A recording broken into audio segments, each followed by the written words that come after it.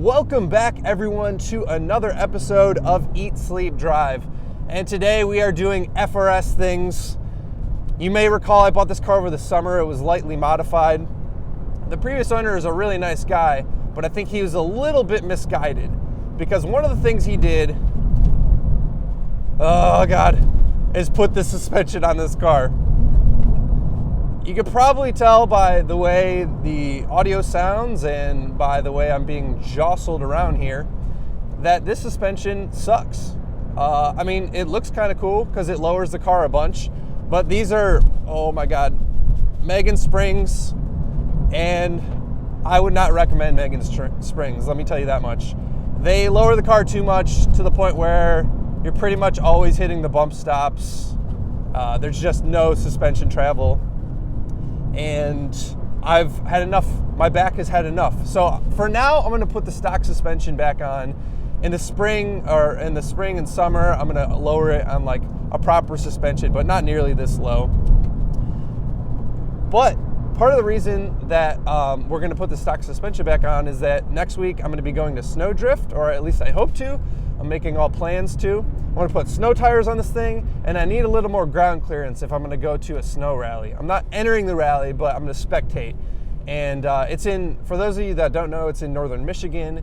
It is a winter rally, and it's a blast. So if any of you are going, hit me up, and we can connect there. But for now, I need to save my back and go put the stock suspension on. So let's go throw it on and see how different it is.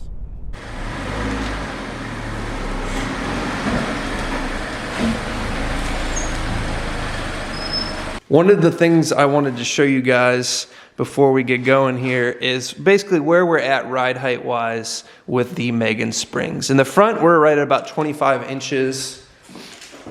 And in the rear, we're right about 24 and a half. And I'm doing this measurement to kind of give you guys a reverse review, more or less, of the Megan springs. Obviously, I'm going to let you know how the stock rides compared to the Megan springs that we're on now. But also I want to know how much it truly drops the car, or did drop the car. And we'll be able to measure that again once I put the stock springs on and see how much.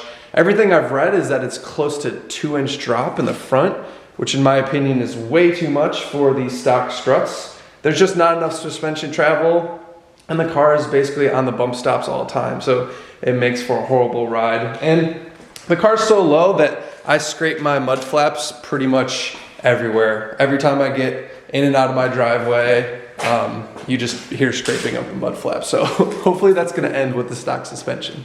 We will eventually have to access some nuts in the engine bay for the strut top. So I'm just gonna pop the lid down and get changed and we can get started. Let's get this wheel off and then I'll show you guys what we need to remove. It's really not too bad of a job. There's a couple bolts here that we have to remove on the bottom of the strut here, one here and one down on the bottom. And then it's just a matter of disconnecting the brake line bracket, pulling these little clippies out. That is for, I believe, the speed sensor. There's 3 nuts on top that we'll access from the engine bay, and then disconnect the sway bar over here. Since pretty much all these cars are going to be used, there's going to be some level of rust.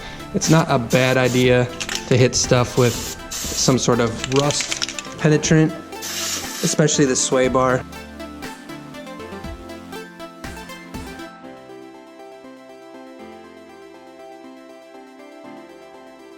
Now we can take out the bottom bolts that are holding the strut on. I'm just gonna use my electric impact here because it's easier, and you want to make sure you're spinning the side with a nut, not this side. Hopefully you can see these little clips for the brake lines. Sometimes they just pull out. This one looks like it's gonna pull out. I don't know if this bottom one's gonna pull out. Might need some persuasion with some pliers. The sway bar end link here, while not difficult to get out, is just a little bit annoying because what happens is when you try and remove this nut, this whole assembly spins. So you have to get a 6mm Allen key, jam it in there, and then The easiest way is just to rest the Allen key against the strut here, and now I'm able to pull off this sway bar nut. With the sway bar disconnected, all these bolts, fasteners, brackets, we can now pull these bolts out. Everything's disconnected below. I'm just gonna break these loose.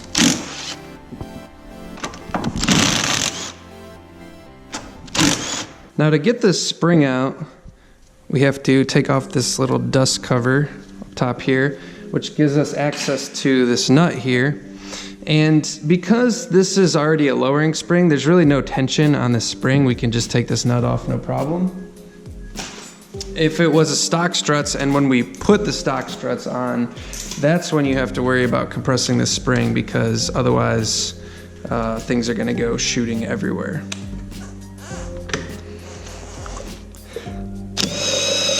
One trick, if you don't have the special tool to get that nut up top, because the nut's just gonna spin because there's a bearing, there's a special tool that has an open end and you can get like a Allen key. I don't have that, but if you're very careful, I have these vice grips wrapped around a, what is this, a glove, and that's around the shaft. That's gonna hold the shaft. You don't wanna mar up the shaft. Like, you don't wanna put the vice grip straight on the shaft, because you know, if you mar up the shaft, it's gonna mess up the shock.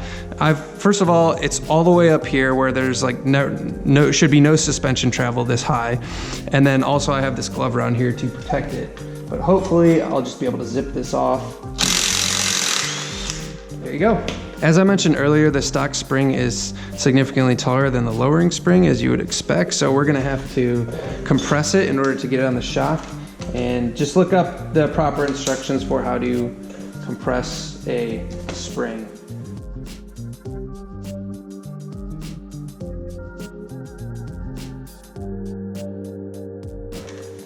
And you can compare it to the Megan spring and see that we're just about good. Might hit it one more time.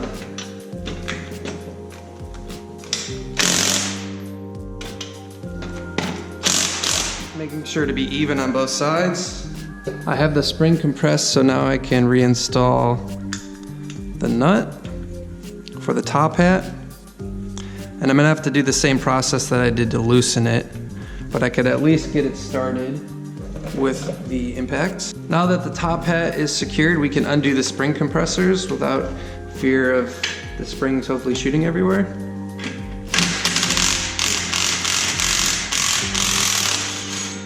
And there we go. One assembled strut. With the strut assembled, reinstall it back into the car.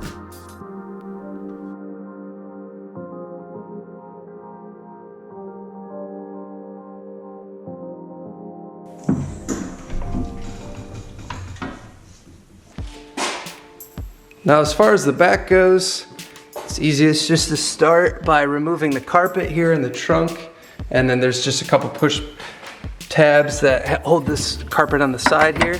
Just go ahead and blow off little carpet here. Now, fortunately, the rear is a little bit easier than the front, mainly because we don't have to compress this spring nor the stock one. There's enough travel with the rear shock that both springs will just fit just fine, so that will save us some time. And all we have to do here is take off these three fasteners, one to the knuckle, one to the shock itself, and then it just makes it easier to disconnect the sway bar as well, and it's pretty easy. So these are 17 millimeters for these two, and then this is 14 millimeters.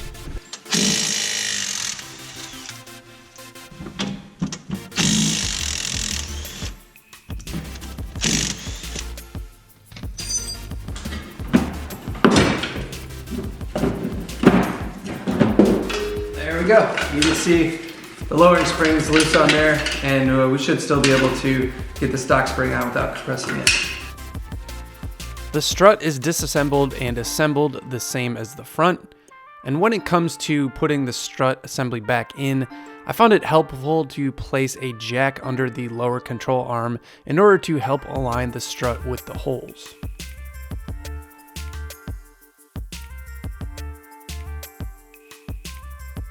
Here we go.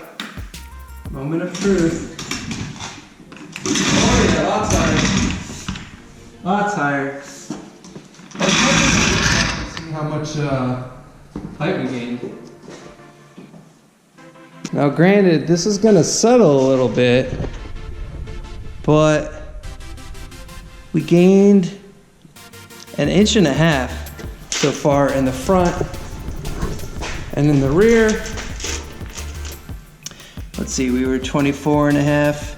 This is probably gonna settle more in the rear, I would imagine, because we're currently at 2.5 inches more in the rear. But let's take this thing for a drive and see what it's like once the suspension settles and see how it goes over some bumps.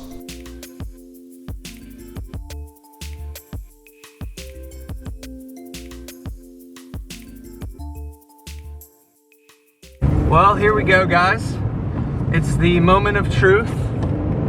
About to go down that same exact road that we went down before. And if my back does not break on this road, I'm gonna consider this a huge success because I absolutely love this car. It's like one of my favorite daily drivers of all time. The only thing that's been bugging me is that damn suspension, and I've just been too lazy to change the springs. So what's weird is already I can, you know, it's 2 inches, but I can legitimately tell that I'm higher up off the ground. Like, it's not just in my head, it feels way higher, which is kind of crazy to me that 2 inches could do that in a car. Even just getting in the car, it's not nearly as low. It's already massively better.